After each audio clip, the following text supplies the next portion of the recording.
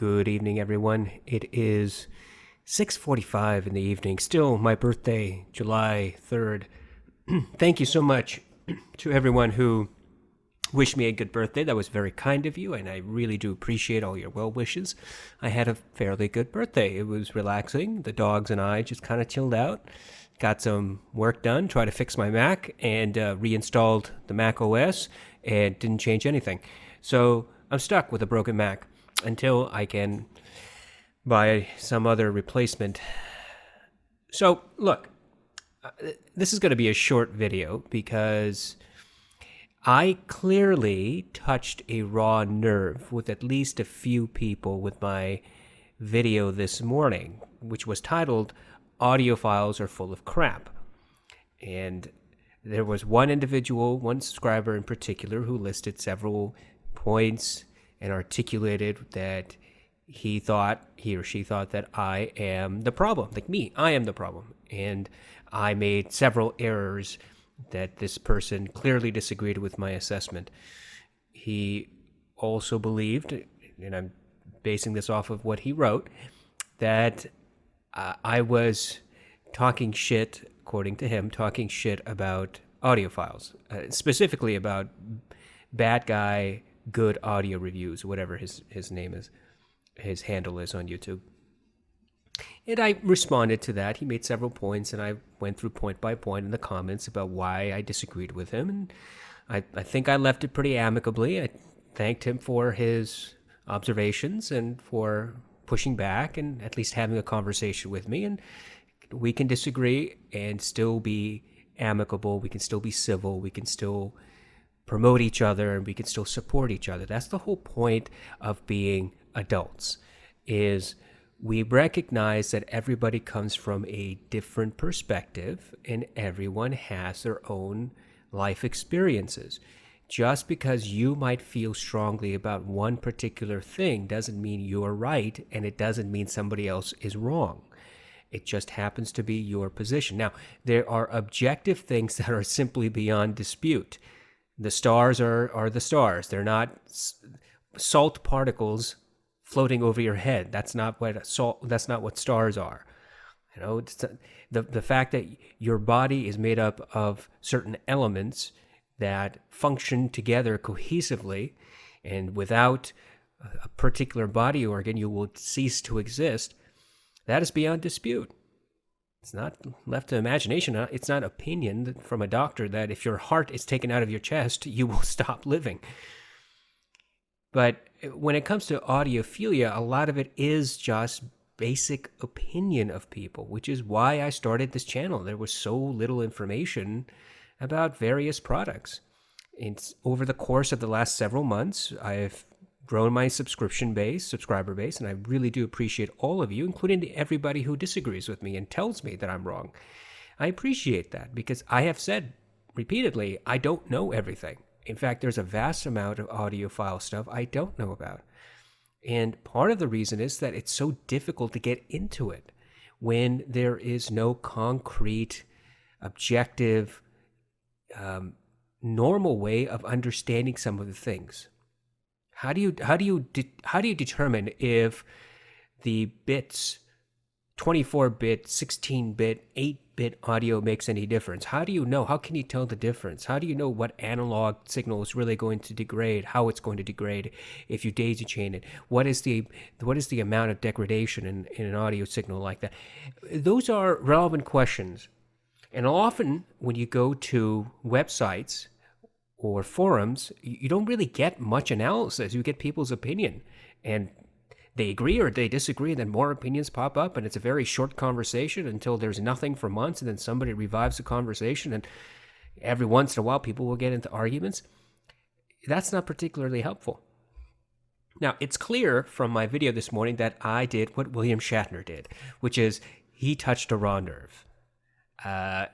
One of his shows, it's called Shatner's Raw Nerves. He interviews, I don't know if it's still airing, but he interviews people and he asks pretty pointed questions. He's invited people who completely hate him.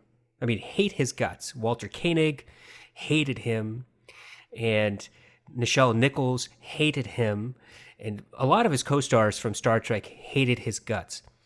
But they went on his show, and he asked very difficult questions, personal questions, and he had to listen to their answers because some of their answers were very potentially hurtful to him, hurt his ego at the very least. And today it was clear that I hurt some people's feelings, and I that wasn't my intention. My intention wasn't to hurt your feelings. My intention wasn't to, in any way, intimidate or jostle or insult any of you. I would not think that's a smart idea to antagonize my own subscribers. That would be a really stupid thing to do. And if I did that, and if it appeared to you that I was aiming at you and concentrating my comments at you, then I apologize. It wasn't meant to be that way. And maybe I should have, no more maybes. I really should have retitled or titled that video differently. Not audiophiles are full of crack, but maybe something else. Audiophile reviewers are full of crap. Maybe something like that would have been more appropriate instead of saying the whole audiophile community is full of crap. I don't know if it's obvious, but I certainly don't disagree with the majority of audiophiles, who I think are normal people who like music, and they have a particular way of liking their music. My gripe has always been, I think, pretty clearly stated, my gripe has always been with audiophile reviewers who fail to provide substantive information to the normal person, even to other audiophiles who, are basing their buying decisions and their comments and their positions on vague terminology and lackluster review processes and lackluster testing parameters. And I think that's too bad, because there are a lot of good products out there, probably, that don't get a fair shake because of marketing and shilling and reviewers who simply refuse to do a good job. Now, the subscriber who commented against my positions, and he was very clear, he was very articulate, and for the most part he was calm about it. But you can't really read into text, because you can read anything into text. You can add emotion where there isn't any emotion. But he ended the conversation, he ended his commentary with a positive note. He wished me a good birthday, and he said that he would keep subscribing to me and that I was welcome to comment in return. And so I appreciate that. And I hope that I responded civilly, and I certainly wanted to respond civilly. And if you're listening to this, I hope that you understand I responded civilly. I wasn't angry, and I hope I didn't come across angry, and I hope I didn't come across insulting, because that was not my intention whatsoever. So I apologize. I'm sorry if I hurt your feelings. I'm sorry if I insulted you. I'm sorry if I made you feel as if the hobby that you've chosen is less than what you want it to be, less than what you expect it to be, less than what you are, and that wasn't my intention. So my humblest apologies to all of you whom I offended today. Now, I'm not the type of individual that apologizes and walks away, especially if I think that there is a valid point for me to have made.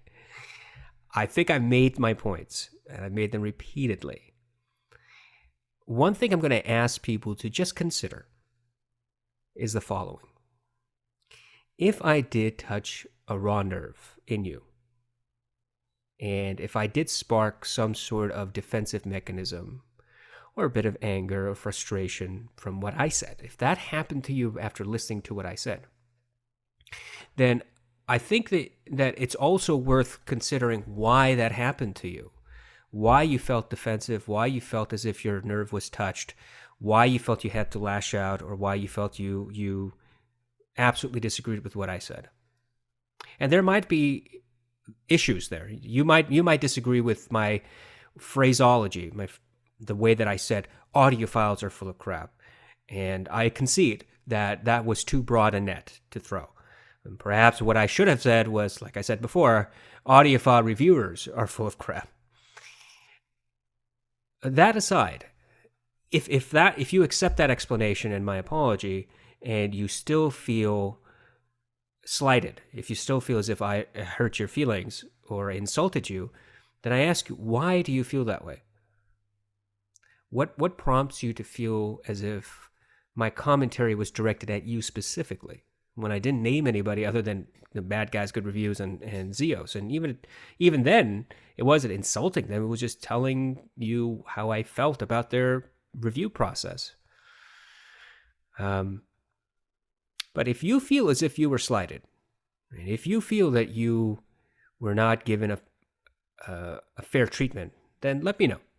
Obviously, put it in the comments, and I'm happy to have a conversation with you. And if I certainly did hurt your feelings, if I phrased it in a way that I shouldn't have, then I will correct it.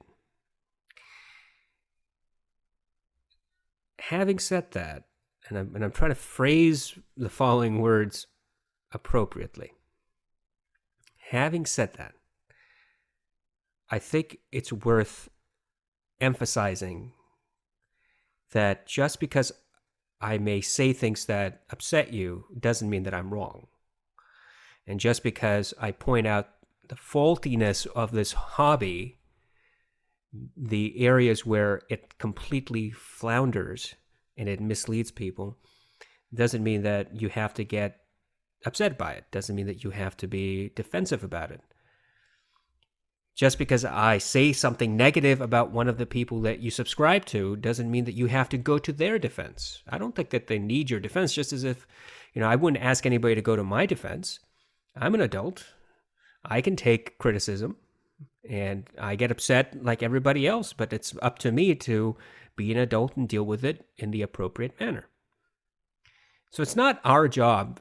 I wouldn't rush to defend somebody like Mark Hamill, for example. He's very rich and powerful, but I wouldn't go and try to defend somebody that I subscribe to because somebody said something mean about them.